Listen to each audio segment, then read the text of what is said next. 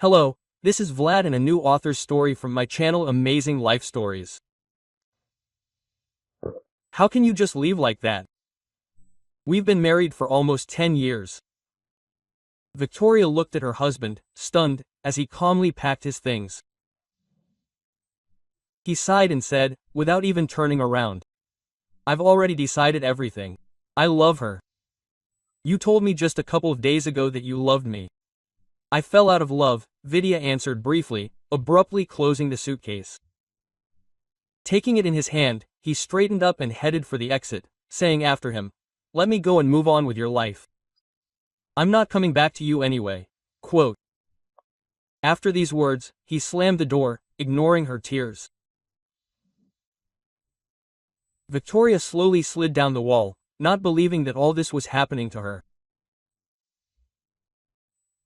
But just recently they were a happy family, raising their son together, making plans for the future. So what next? How should she live? Where should she go? They met many years ago.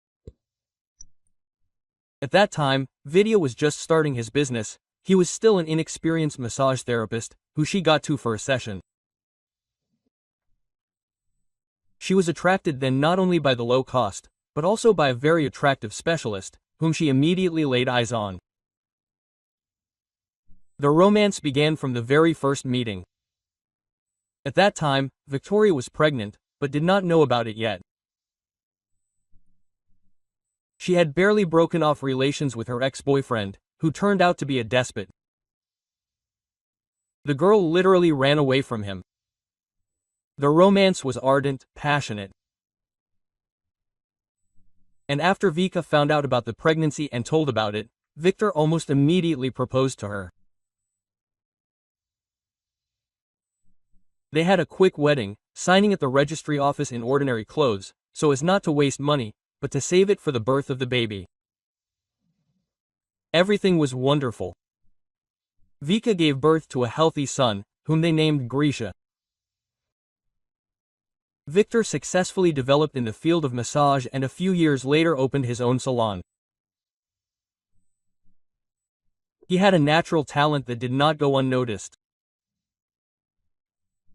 Victoria took care of the house, while working as a nurse in the therapeutic department. She once wanted to study to become a doctor, but Vidya convinced her that there was no need for it. After all, he was already earning decently. Vic eventually agreed. There was plenty of time to take care of herself and her hobbies. So at first she knitted, then embroidered, and about 6 months ago she decided to go to fitness to get back in shape. It was in the gym that they met Nastia. She herself flew up to her on the first day of Victoria's classes. She offered to work out together, because it was easier that way. Nastia also talked about the fact that she could even become a personal trainer for a symbolic fee, because she had a lot of experience. Vika agreed. At first, she paid for Anastasia's services, and after she figured out the exercise machines and exercises, she began to just talk to her during training. And at some point, it began to seem like they had become friends. Nastia and Victor met a couple of months after Vika came to the gym. He came to pick up his wife, and at that moment her friend happened to be nearby. Nastia changed with a snap of her fingers, smiled, started flirting, praising Victor's car, saying that he had excellent taste. Gradually, she fished out information about him from Victoria, when suddenly she learned something that became the point of no return. How does he work as a massage therapist? But for some reason she didn't tell me before. I thought he was in oats or something like that. Donnie, what made you think that? He's been doing this for many years. He even has his own salon, many regular customers and a good income. At that moment, Victoria thought that her friend's eyes lit up. They seemed to dance with little devils, and she said with feigned sadness, "Oh, and you know, I've been suffering from back pain for so many years. Maybe you could talk to your husband, huh?" What if he accepts me without a cue? It hurts so much, sometimes I can't even get out of bed. Quote. Nastia made a face, looking at which the ages only raised an eyebrow in surprise. Of course, she could talk to her husband, but somewhere deep down there was a feeling that this was not the best idea. The silence dragged on, and Nastia continued to press on pity. And I have already visited so many massage therapists, osteopaths, given so many injections and taken so many pills. I just don't know what to do. And if suddenly your husband manages to relieve me of pain, I will be forever grateful to you. I beg you. She looked at Victoria so pitifully that the woman broke down, sighed and with a strange heaviness in her heart said, "Okay, I'll talk. I'll ask him to take you in the next week, but I can't promise. He really has a lot of work." "Thank you," Nastia exclaimed, throwing herself on Vika's neck and hugging her tightly. At that moment, there was a strange anxiety that Vika could not explain.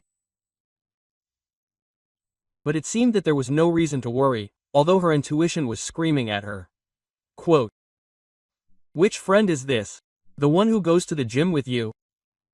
Vidya asked boredly after his wife voiced her request. "Well, yes, Nastia, she says, has already visited so many specialists, spent so much money, no one could help." Well, apparently there were such specialists, the man concluded, after which he returned to his ear. "So will you accept her? What should I answer?" He thought for a second, and then said, "Yes, I will. Let her come tomorrow after 6 o'clock. I just had a short day planned, but since the situation is so hopeless, okay." At that moment, Victoria thought that her husband was absolutely indifferent to Nastia. And that was really so. She left the table and wrote a message to her friend, asking her not to be late for the massage so that Vidya wouldn't be too late home. "At 6 o'clock I'll be there like clockwork," Nastia replied. "Thank you." Vika reread the message several times, sighed and went to the bedroom. Nastia came for a massage.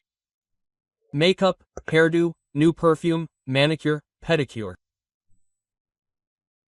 She looked like she was on the cover of a short, tight black dress that barely covered her underwear.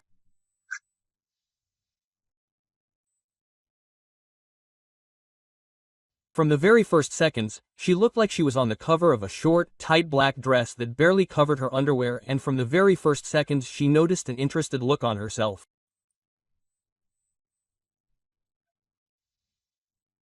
A smile appeared on her face, because that was exactly what she wanted. Having entered the office, Nastia immediately took off her clothes, without waiting for Vidya to leave the office, and then turned around, remaining only in lace underwear, and asked, making the most innocent look, "Do I need to take off the rest too or stay like this?" The romance between them flared up that same evening. The man did not refuse such an opportunity. And from that moment everything turned upside down. Vidya returned home closer to 11. Victoria was beside herself, not understanding what could have been done for so long. After all, a massage session lasts a maximum of an hour. And as soon as her husband entered the house, she immediately pounced on him with questions. Quote. "Well, you yourself asked me to meet your friend. I met. What questions?" After these words, the husband went into the bedroom, clearly not intending to continue the conversation. Victoria felt a trail of women's perfume from him, which left a lump in her throat. "I understand that it cannot be left like this." She dialed her friend's number, but she did not answer the first call, nor the second, nor the third.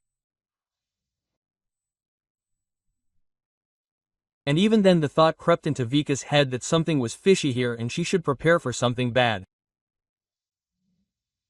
A week passed. After all, he became secretive, often stayed late after work and seemed to be constantly not telling me something.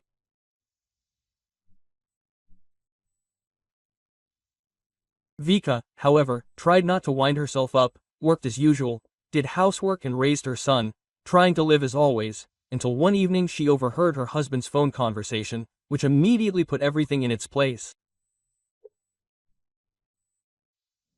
Yes, I remember that I promised to get a divorce. Well, you understand, I have a child, I have been with my wife for almost 10 years. What will my friends, colleagues, relatives tell me?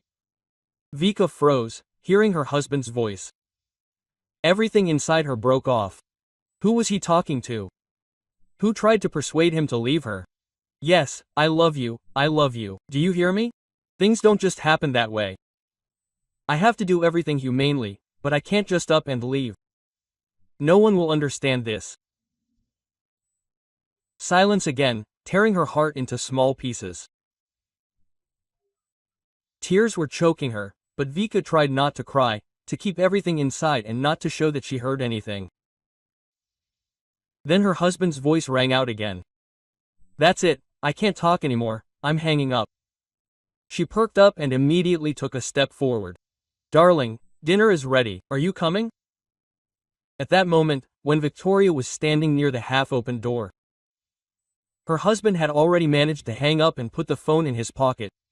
Smiling, he calmly replied, "Yes, I'm on my way." She smiled tensely. Vika was not ready to just lose the family she had built for many years. Not ready was to give up everything that was just because of some girl on the side. Another week passed. Vika, as usual, came to the fitness center and immediately caught puzzled and interested looks, which made her feel uneasy.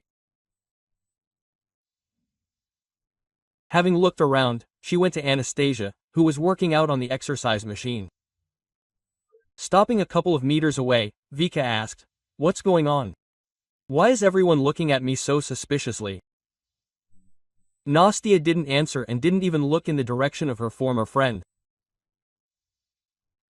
And then the puzzle came together in her head. Now it became clear why her husband became so strange after that massage session. And who he talked to on the phone in the evenings and why everyone looked at her so askance. But I treated you with all my heart. I agreed with my husband that he would see you without waiting in line. I wanted to help him like a human being, and you turned out to be a real snake. But I won't give you my husband so easily. I understand. There was no reaction. Vika stood there for a few more seconds, then turned around and walked towards the exit, realizing that she had absolutely no reason to stay there any longer. Suddenly, almost at the door, a woman stopped her. She looked slightly puzzled, embarrassed, but still asked, "Forgive me if I'm butting in where it's none of my business, but is it true that you've been cheating on your husband all this time?" "We were having an affair with our divorced trainer. There were just such rumors about you in our gym that if I were you, I wouldn't come here at all." Quote. Vika was taken aback.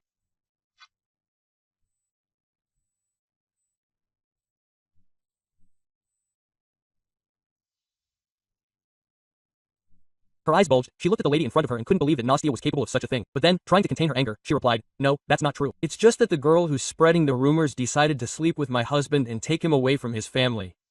Quote. The woman chuckled in response, but Nastia said exactly that you'll be covering for yourself and blaming your husband for everything. Tell him that your son doesn't have another man.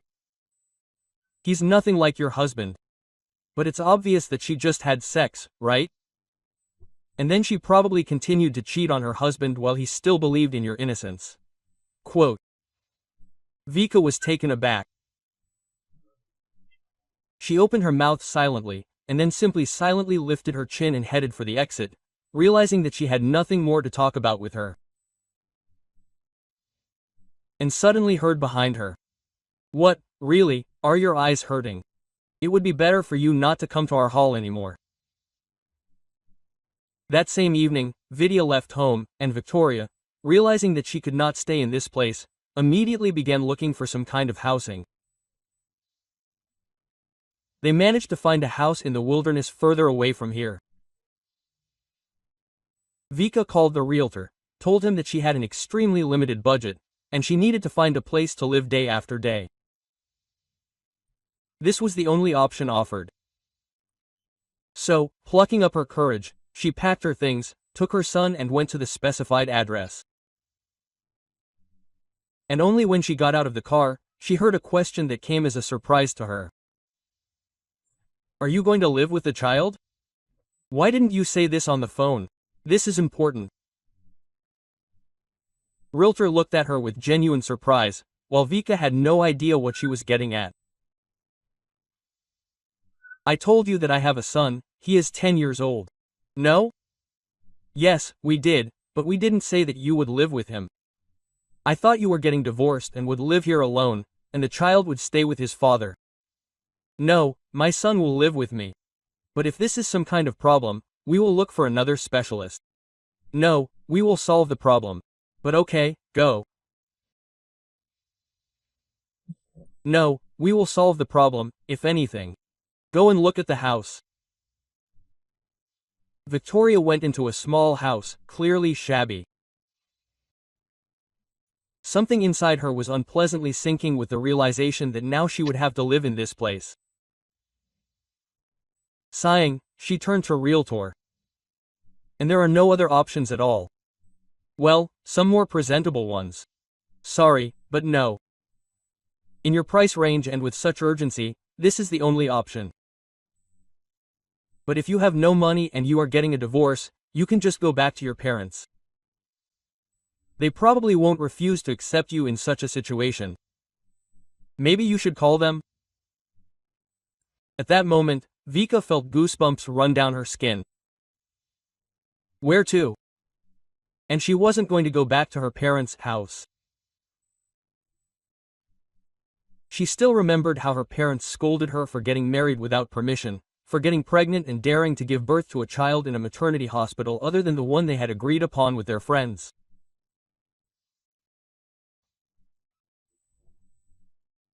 From early childhood, her parents told her how to live, what to say, where to go and who to communicate with, leaving her no choice.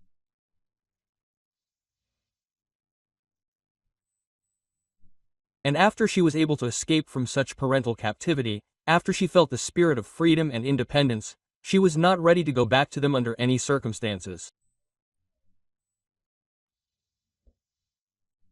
"Victoria, do you need time to call or prepare a rental agreement?" She perked up at the realtor's voice, looked over the small house again, and then said quietly with a heavy heart, "Okay, let's take this one, there are no other options anyway." The contract was signed quickly. The realtor gave her the keys and then left, leaving the newly minted tenants to settle in. And by evening, Vika, having resigned herself to her state of affairs, was carrying things and arranging everything the way she liked. Suddenly, at about 8 o'clock, the door to the house opened, and a man in a wheelchair appeared on the threshold. To say that Vika was stunned is to say nothing. "Sorry, you must have the wrong house. My son and I live here." Trying to remain friendly, Victoria said. The stranger calmly drove inside, leaving dirty footprints behind him. Then he took off his jacket, threw it on the table near the entrance, and said calmly and confidently, "The realtor called me and said that she found tenants for the vacant room, so I'm happy for you. But don't think that I'm going to give you most of the house. Your territory is the far corner room. You can, of course, use the kitchen, bathroom, hallway, but you shouldn't impose your own order here. Don't forget, this is my house, and I am the owner." The man did not wait for an answer, but moved to another stroller standing near the entrance, which, fortunately, Vika had not yet managed to roll out, and headed towards the bathroom to wash his hands. At that moment, she frantically took out her phone and began calling the realtor, but she did not pick up.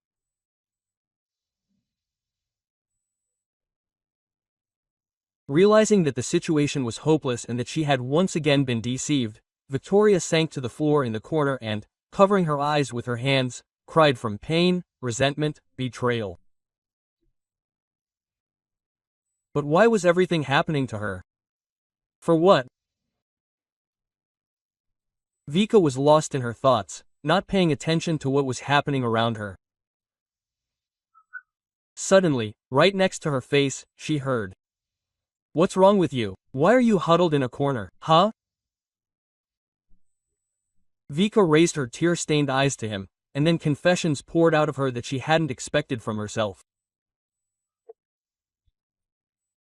She told him everything about how her husband left her, how he cheated on her, how her friend betrayed her, and how she had to look for a place to live with a child on a meager salary. She counted on the honesty and integrity of the realtor, but she had deceived her, and that she could not go to her parents. When her monologue came to an end, there was silence. The owner of the house seemed to be thinking about something, looking past her, and a few seconds later he said something that was hard to believe. "Okay, take the whole house. I'll live in the extension so as not to bother you. What do I need on my own? That's right. And you have a child, your whole life ahead of you. What can you do if everything turned out so difficult?" Vika looked stunned and did not fully believe it. "How is this possible? This is your home. Are you just going to leave? What do I have to lose? After the accident, I had nothing left. My wife left, deciding that she did not want to deal with a disabled person. And it was as if the bondage in me had broken. So I gave up and will live as long as I can."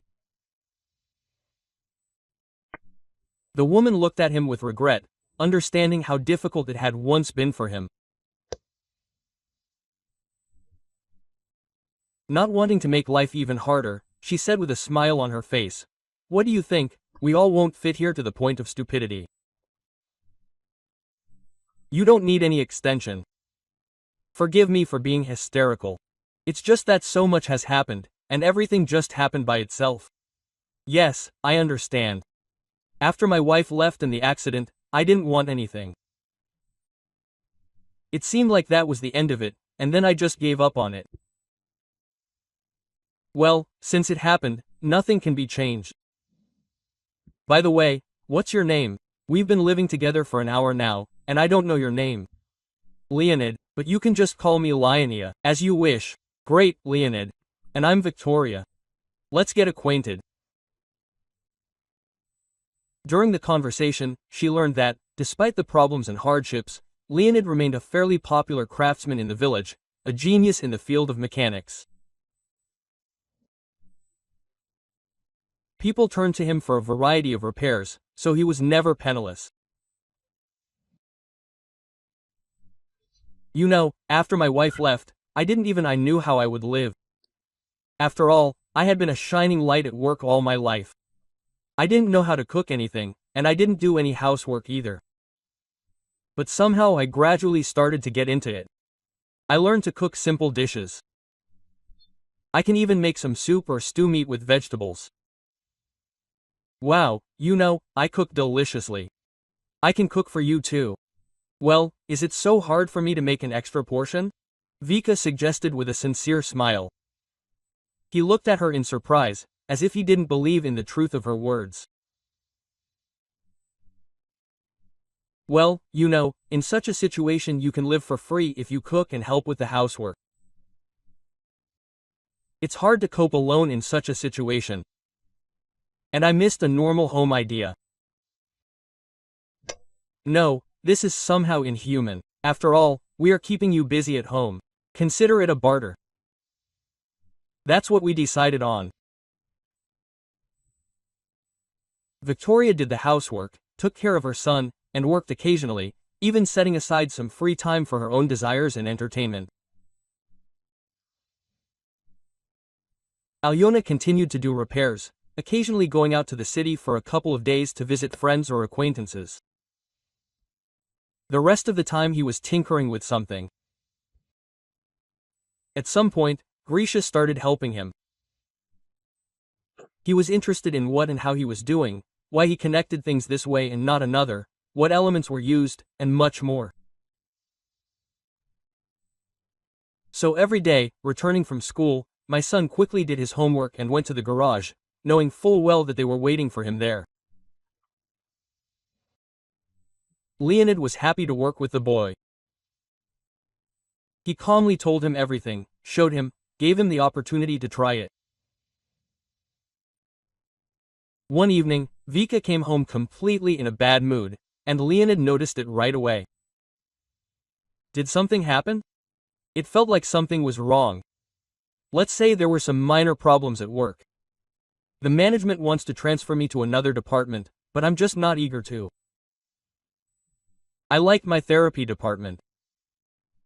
Now I don't even know where I'll be, what kind of team there is, what problems I'll face. So maybe I should just give up? No, there aren't enough nurses in surgery.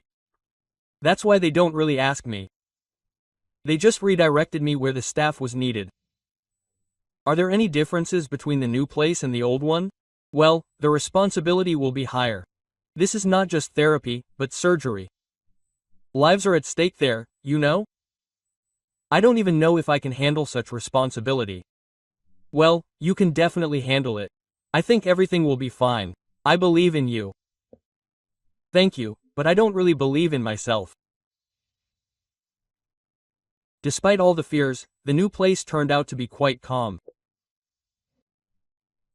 Victoria quickly got into the swing of things, met new colleagues and gradually began to get used to her new responsibilities.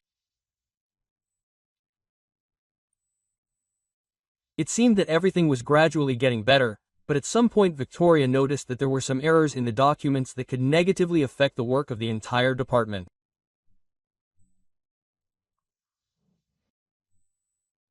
Realizing that the papers were drawn up by a young doctor, Vika was in no hurry to make a fuss, but simply approached him and told him about the error.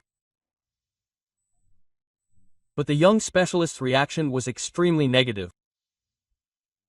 Listen, mind your own business. I know perfectly well how to draw up documents. Who are you? Service personnel, and I am a doctor. And not tell me what to do and how to do it. So I advise you to mind your own business if you don't want serious problems for yourself. Vika was surprised by this answer, but decided to insist on her own. I didn't just come up to her. There is a serious mistake in the documents, and it can lead to serious consequences. The documents need to be reissued today. And I'm telling you again, don't meddle in your own business. Everything is drawn up correctly. It seems you don't want to keep your job. A replacement will be found quickly. After these words, the doctor turned around and slowly headed towards his office, leaving Vikas in the corridor with the papers in her hands. Realizing that she couldn't just leave everything like that, she decided to go to the head physician to convey information about the mistake, because there was no other way out.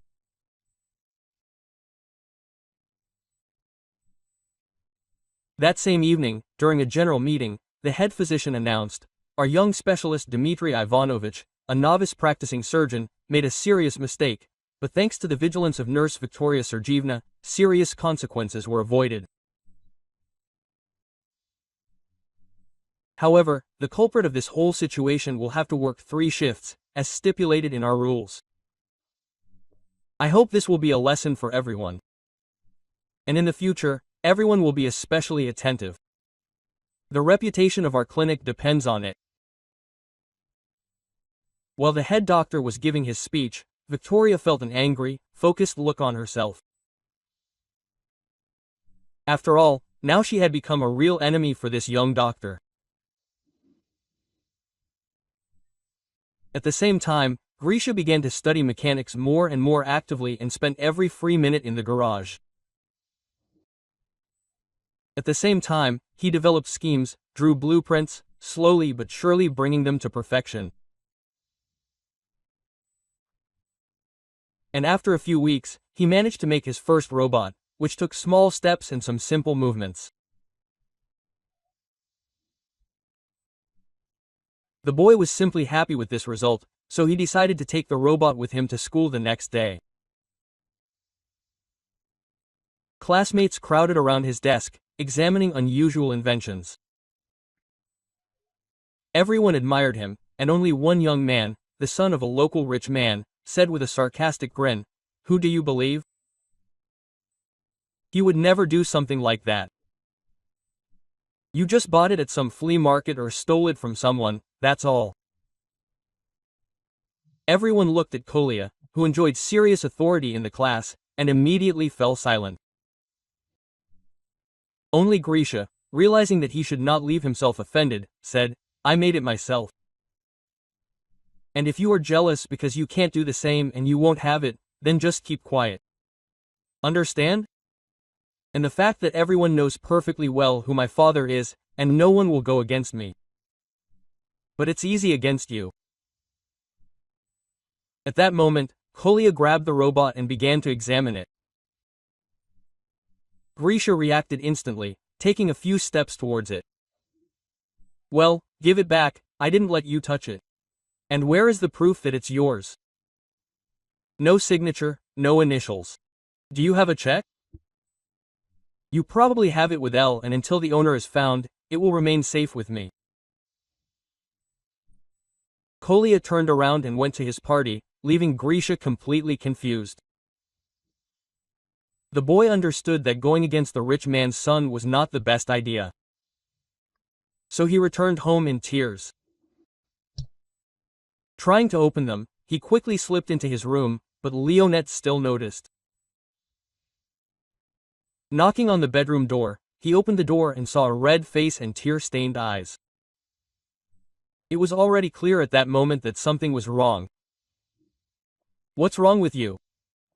"You're okay," the child answered briefly. He didn't want to drag someone else into his problems. "Grisha, if you don't tell me, I'll have to call your mother. She'll have to come home, and she'll talk to you. Do you really want that?" The boy thought for a second, then looked up and began to tell what had happened. He tried not to go into details so as not to seem like a yada, but even what he heard was enough for Leonid to understand that he couldn't just leave it like that. He got ready and immediately went to school to sort out his lunch. Luckily, his class teacher turned out to be an old friend of his, and she shared information about where to look for Kolia's parents, as well as what they do for a living and what they are like. You know, these are the kind of people with whom it's better not to conflict. Not particularly pleasant, they always put themselves above others and think that the fact that they have a lot of money makes them as something special. Although in reality they are nothing special. She tried to dissuade him, but Lenya was not going to back down. He wanted to sort out this whole situation, so he immediately went to the address he had received. And right at the entrance to the yard he ran into Kolia's father, who looked at him with bewilderment. Quote, "We do not have a fund to help the poor and disadvantaged here. It seems you have the wrong address. What do you think you are doing? I came to talk about your son's behavior and the fact that he is stealing." At that moment, the man tensed up. He took a step towards Leonid, and then said through clenched teeth, "Dude, get out of here while you can. And don't slander my child, otherwise you won't be able to talk anymore." Quote, "As soon as you give us our robot, then I'll leave, but until then I'll wait here." The man sighed tensely, and then turned towards the house. "Kolia, come on, get the robot you brought home." A few seconds later, a boy appeared on the threshold, holding that very toy in his hands. Having brought the robot to his father, the child immediately said, "I just took it because I decided that Krishka stole it, wanted to find the owner and return it to him. Such a boy can't make such a robot. Such a thing doesn't happen, right, Dad?" Quote. The man looked closely at the toy, noticing how well it was designed. It became clear that the work had been colossal and that such a creation did not require some theoretical knowledge. A lot of practice was also needed.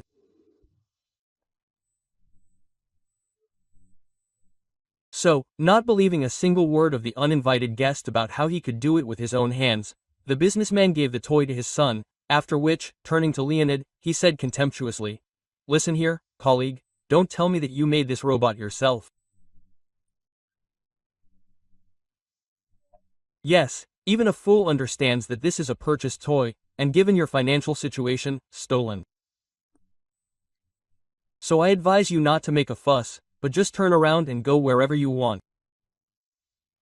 Otherwise, I'll call the police. And believe me, I'll do it without the slightest twinge of conscience. Realizing that he wouldn't be able to prove anything, Lenya returned home and got drunk that same evening. He tried to drown out the pain and grief, but it turned out that it wasn't that easy. And the more he drank, the worse he felt. Returning from work, Vika found him in an extremely deplorable state. He was raving about how he saw no point in life, that he didn't want to continue either his own torment or the torment of those around him from his mere presence. And in the end he said, "Don't even try to persuade me. I'm simply bequeathing the house to you and your son, and I'm going to the next world. I'm tired of living, tired of enduring the ridicule of all sorts of rich people." Quote. Vika was completely discouraged. She didn't understand where Leonid got such thoughts from, and how he came to this. At that moment, her son came up to her and told her what had happened. Realizing that the situation was critical, Vika said, "Listen, you can't give up because of this. Maybe try myself in some competition, for example, mechanics or something related to designing." Quote. Leonid looked at her with a clouded gaze. He didn't need anything. He didn't want to fight for his future. And at that moment Grisha came up to him. "Uncle Leon, please, let's try. And I so dream of participating in such a competition." Quote. At that moment, a flash of inspiration seemed to flash in the man's eyes. We probably won't win anything. We'll just become a laughing stock once again and generally end up below the baseboard. And what do we have to lose? I think we should try. Grisha looked carefully into Leonid's eyes. A few seconds passed, after which the man said with a heavy sigh, "Okay, let's try to participate in your competition, but if nothing works out, we won't design anything else. Deal?" Grisha answered briefly and clearly. He extended his hand, and the man shook it. Now it was necessary to submit an application for participation, then develop a project, implement it and try to present it. And that same evening, friends and acquaintances gathered at Kolia's father's house, and after a few drinks, the conversation turned to swindlers and charlatans. And then the owner decided to show everyone present that very little robot. A close friend of the rich man carefully examined the toy, after which he concluded, "And such a trinket can be expensive, and it is very difficult to assemble it yourself. How much time does it take? And the knowledge? Wow. Who did you say made it? Will you give me your number? Why do you need it? Do you want to open your own production?" The man asked mockingly. And his friend only raised an eyebrow with slight bewilderment. "Are you pretending or something? This guy can make something much more complicated than a simple toy. So you can earn a lot of money on his inventions. So what, will you give me your address?" Waking up in the morning, after not the best evening, Leonid felt completely exhausted. He still felt exhausted and tired, but not as strong as before. Trying to come to his senses, he put the kettle on, and at that moment the doorbell rang. Lenya did not plan to open it, because he was not expecting guests. But a couple of seconds later the doorbell rang again. Then again, sighing, the man headed to the front door, opened it and froze in bewilderment. Two men dressed in business suits stood on the threshold. "Good afternoon, Leonid Grigorievich. You made that robot, after all. What's the matter with me, actually? They didn't give it back to me, to be honest. The thing is that Artyom Petrovich sincerely asks for your forgiveness and promises that this won't happen again. He was a little out of his mind yesterday and said too much, and as an apology for the moral damage, he is ready to hire you. And here is the salary amount." The man held out a small piece of paper with an extremely impressive amount written on it. Lenya looked at the guests in confusion. "Do you want to say that you will pay me so much for working for your boss? What do I need to do? Judging by these figures, something illegal." No, you just need to do what you can. Design, mechanics. And when should I start? Can you even think about it? You can, but I advise me to delay. The staff is being recruited quickly. Having said goodbye, the representatives left to get settled, leaving Leon completely confused. He did not understand, it was worth to agree to this offer or to continue living his normal life. Realizing that he would not be able to make a decision on his own, he told his whole life to his wife, who reacted negatively to this offer. "Well, you already promised Grisha that you would participate in that competition. Are you just going to deceive the child? Of course not. I will study with Grisha in my free time. Such an interesting opportunity has just appeared, and it would be a sin to refuse it. After all, I will be able to do the repairs. He will probably get cured, and there will be some left for the future. And I will be fine. And you and Grisha will live in comfort. Well, what else do you need? Leonid, I beg you, you should not get involved with these people, but believe me, working with them will not end well. Think about it." Lenya promised to think about it. He himself was not sure that working for this rich man was a good idea, and some strange presentiment screamed that he should not agree. At some point, he was already about to refuse the offer, when suddenly, returning home from the store, he found a stranger in the hallway. Leonid shook himself and tried not to panic, asking, "Who are you and what are you doing in my house?" The stranger stood up from his chair, looked at him in bewilderment and asked a question that sent shivers down his spine. "Where is my wife? They told me she was staying here. And I came and there was no one, neither my son nor her. Where is she? At work. Are you Victoria's husband? She said she was divorced." "Well, yes, there were some complications, but I'm sure the problem will be solved now. I realized that I was wrong, so I'll take them back home." At that moment, something inside Lenya broke. He looked at the man in front of him with pain and the realization that he could never be in his place. He would not be able to become a husband, a father, he would not be able to fully replace the person who built this family. Yes, Victoria is at work now. She comes back around 7. Sorry, but I have some business to run, so I'll leave you alone. Yes, of course, go about your business. Having collected the necessary things, Lenya looked over the house one last time and went to the address that the businessman's representatives had given him.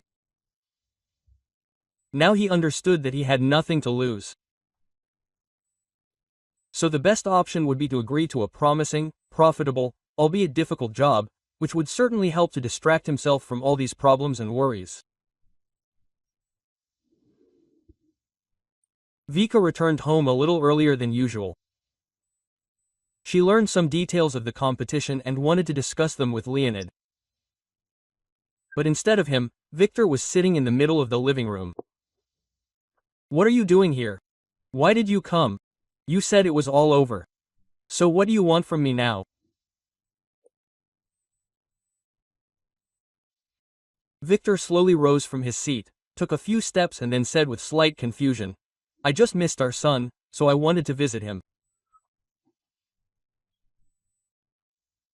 "Ours?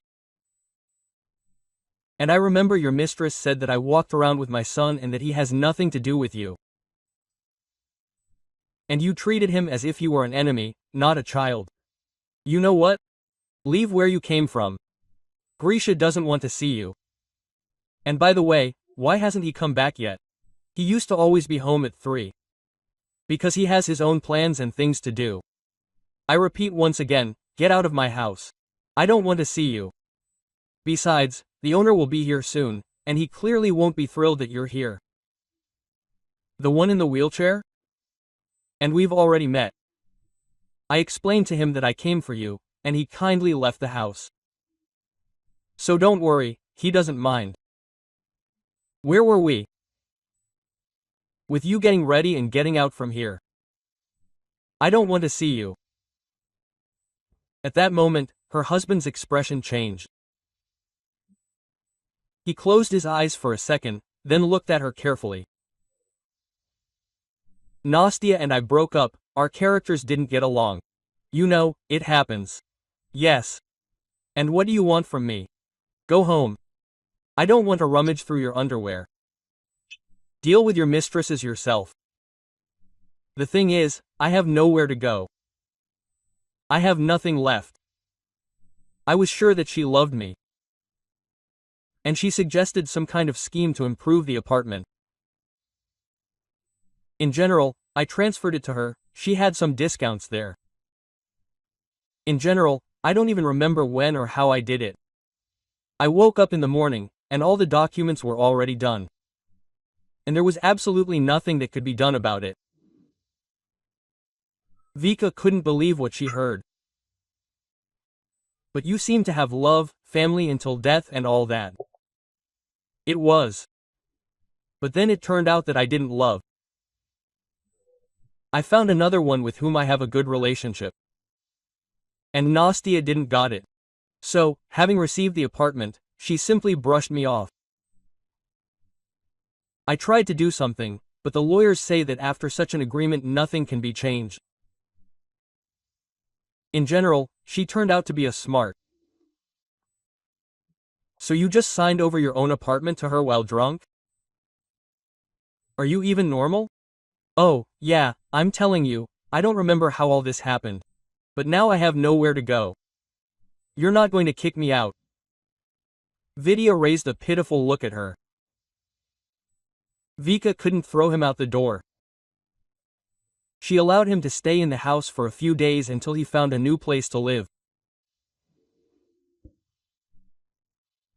Victoria preferred not to tell Victor anything and to live her own isolated life. Although it turned out to be difficult, because she had serious problems at work, which were caused for her by that very young doctor. He decided to set Victoria up, yes, so that she would be guilty of stealing drugs. And it turned out to be quite easy to shift the blame onto her. After all, there were no such problems before she showed up at the department. Vika found out about his plan that very the moment when he began to implement it. But it was too late. Vika was taken into custody and an internal investigation was launched. While Dmitry Ivanovich was quite exhausted, hoping that his offender would soon be put in jail, and that his problems would be solved. Lenya, on the other hand, began to work for a rich man. He was assigned to some complex project that no other specialist would take on. Theoretically, he understood what and how to do, but in practice, everything turned out to be much more complicated. They treated him literally like a slave, did not allow him to leave the enterprise. They took away his phone, passport, allegedly so that he could not pass on information about the development to anyone. Lenya tried to escape, tried to refuse work, but nothing worked out for him. And Victor diligently portrayed a loving husband and father, pretending that no story with mistresses had happened.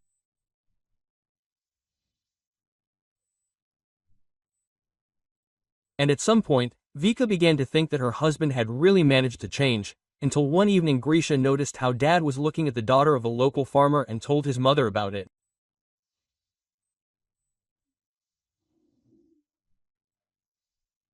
Vika realized that they definitely couldn't have any future, and they needed to split up right now, while they had the chance.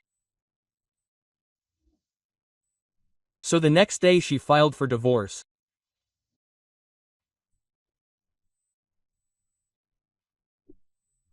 Vika rashly assumed that this would be the end of the problems, and she was sure that the worst was finally behind her, until she heard a more familiar voice in the hospital corridor during another evening round of patients.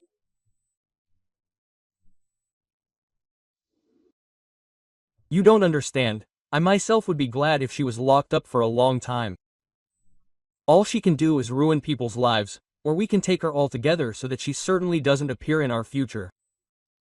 What do you think? Perhaps this is not a bad idea, because this nurse has been getting on my nerves lately. If we can get rid of her forever, it will solve a lot of problems. Vika recognized the young doctor's voice right away. It couldn't be confused with anything. Peeking around the corner to see who the second voice belonged to, she was stunned. Anastasia was standing there. You know, I think it is enough to fire her, and then we will scare her, and she will never come here again. And to your man too. I am sure, she is one of the timid ones. She will do as she is told. But if not, she will sit far away and for a long time. I can definitely organize this. Vika darted back around the corner, realizing that the problem was taking a more serious turn.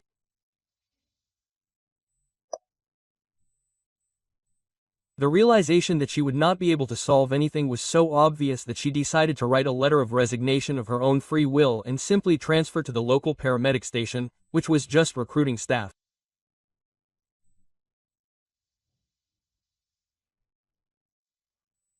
A couple of days later, she learned that a criminal case had been opened against Dmitry and Anastasia for fraud, for which they would not be able to get away with anything. And a few days later, sitting at the table in the kitchen, Vika noticed something strange. Quote, "Grish, did you do this? Come here," she said loudly. A few seconds later, her son was standing next to her. Looking at the drone outside the window. Quote, "Well, I told you, don't do anything dangerous. Did I tell you?" "But it's not mine," the child replied. She turned her gaze to the drone and at that moment noticed a small piece of paper attached. Turning to her son, she realized that he had seen it too. Quote, "Can you bring it?" Grisha nodded and immediately rushed towards the exit, and a couple of minutes later returned with a piece of paper on which was written, "They are holding me captive. Help. The address is written below." Immediately, Vika gathered volunteers from the village and practically stormed Lenya. He was grateful to everyone, promising to help as much as possible. And when he returned home, he took a small drone from his bosom, which looked absolutely unique. With such a development, Grisha, we will definitely take first place. The boy's eyes lit up. He no longer believed that they would participate. But now Lenya and Grisha took first place, for which a decent grant was due. Having learned about this, Victor again appeared in the life of the century, persuading her to send Leonid to him for sessions. "You know that I am a professional. I will make it so that he will not just walk, he will run," Victoria's ex-husband convinced her. And she agreed. And only after several weeks of constant massages, classes it became clear, there was no progress. Only money was leaving. Moreover, the doctor noted a deterioration in the condition that was observed after the massages. Realizing how low her ex-husband had fallen, Vika everywhere blocked him, insisting that Leonid go to a specialized treatment center.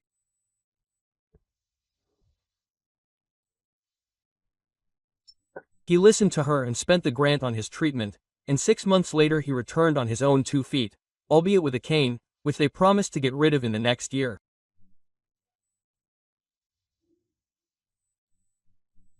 He immediately proposed to Vika, to which she agreed without hesitation. And a year later, he really did meet her from the maternity hospital on his own 2 feet.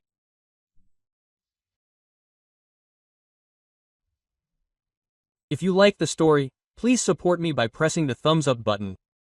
It's just one click for you, but it means a lot to me. All the best.